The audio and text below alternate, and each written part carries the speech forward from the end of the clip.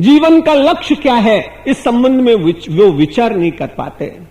लेकिन कुछ ऐसे सद्भागी लोग होते हैं, कुछ ऐसे बड़भागी होते हैं, कुछ ऐसे भगवत कृपा पात्र होते हैं, कुछ ऐसे गुरु कृपा पात्र होते हैं जो पश्यन्ति ज्ञान चक्षुषः, उनको परमात्मा की कृपा से ज्ञान के चक्षु मिल जाते हैं। आंखें नहीं बदली जाएंगी। अगर ज्ञान के चक्षु ऑप्टिशियंस देने लगते तब तो बड़ा अच्छा होता। हर एक आदमी जाकर के और कहता कि हमें ज्ञान का चक्षु दे दीजिए। लेकिन ज्ञान का चक्षु तो परमात्मा की कृपा से और साधना से मिलता है। अर्जुन ने इतने दिन तक भगवान का साथ किया, ध्यान से पढ़िएगा, लेकिन 11वें अध्याय से पूर्व भगवान ने उसे दिव्य चक्षु नहीं दिए। दिव्यम ददामि ते चक्षु पश्य में योगम ईश्वरम। जब अर्जुन जैसे व्यक्ति को कर्म करना पड़ता है, उपासना करनी पड़ती है, आराधना करनी पड़ती है, भक्ति करनी पड़ती है, धीरे धीरे मल विक्षेप आवरण को दूर करना पड़ता है, अपने को शुद्ध बनाना पड़ता है, हम सब लोग बड़े सजग दिखाई पड़ते हैं। जब भी कहीं किसी अच्छी पार्टी में जाना हो तो एक दिन पहले से तैयारी होती है कि कल कौन से कपड़े पहनकर जाएंगे। फिर वो देखते हैं कौन से किस प्रकार का उत्सव है, उस प्रकार के उत्सव की भी तैयारी करके लोग जाते हैं। और इस संसार के उत्सवों में यदि जाना हो तो अपने को सजाने की चेष्टा करनी पड़ती है।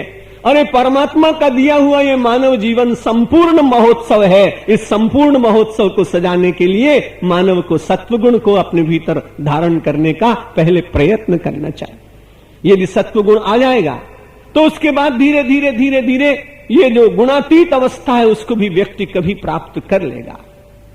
किसी के प्राण चले जाते हैं, वो अपने स्थान पर घूम रहा है, कोई संसार में रह रहा है, कोई संसार के पदार्थों का उपभोग कर रहा है, लेकिन विमूढ़ता का बिना परित्याग किए हुए मानव सत्य का दर्शन नहीं कर सकता है।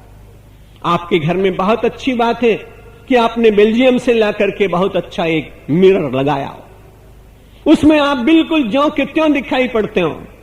आजकल तरह तरह के कांच भी चलते हैं, उनमें आदमी ज्यों का त्यों ठीक नहीं दिखाई पड़ता है। मुझे तो अहमदाबाद में एक दिन कोई घुमाने के लिए बाल वाटिका में ले गया, मैं जितना लंबा हूं उससे मैं 4 गुना उसमें दिखाई पड़ने लगा। दूसरे में मैं जितना हूं उससे मैं 6 गुना मोटा दिखाई पड़ने लगा। मुझे लगा मेरा शरीर तो इतना मोटा नहीं है, मैं किंग कॉन्ग मेरे भीतर कहां से आ गया। ये मिरर भी बड़ा धोखा दिया करते हैं, कभी कांच ठीक दिखाता है, कभी ठीक नहीं दिखाता। अपने मन में, अपने अंतर के दर्पण में अपने को देखने के लिए यह बड़ी आवश्यकता है कि आपके मिरर के ऊपर मिट्टी ना हो, आवरण ना हो, उसे किसी ने ढक न दिया हो।